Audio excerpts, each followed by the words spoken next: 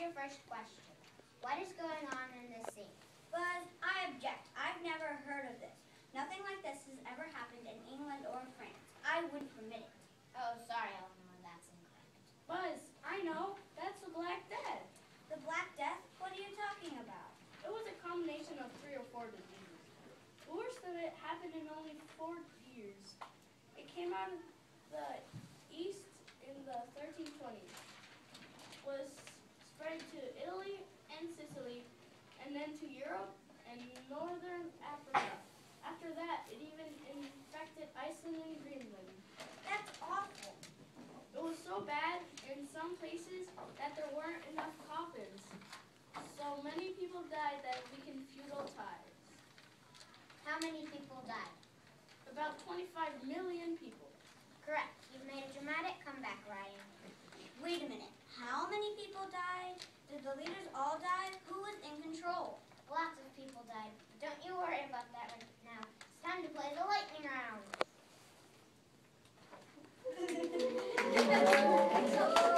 Upside down.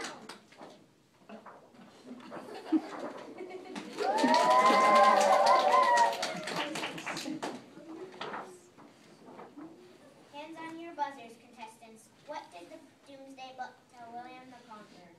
Buzz, he knew where everyone was and how much taxes they owed him. Correct. How old was Joan of Arc when she died, and in what year did she die? Buzz, 25. No, Ryan, I'm sorry. She was only 19 when she died, and she was burned at the stake in the 1430s. Who was killed for not going along with King Henry II's ideas on church laws? Buzz, Abraham Lincoln? No, Ryan. The correct answer is Thomas Becket.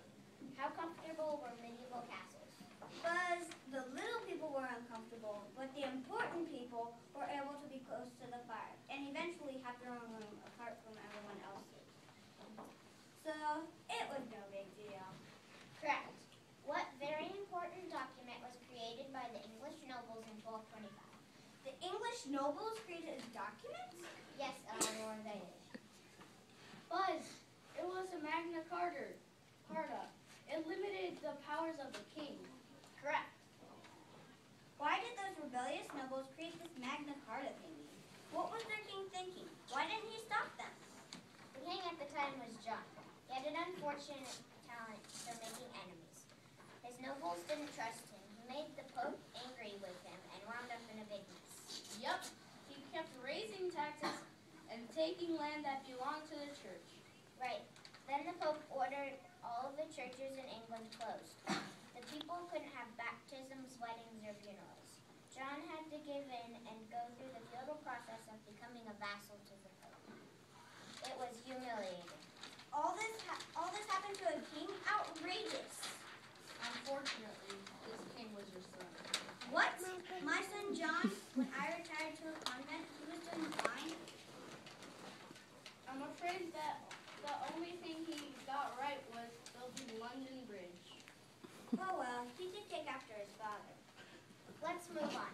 We have one final question. When did the Middle Ages end? The Middle Ages ended?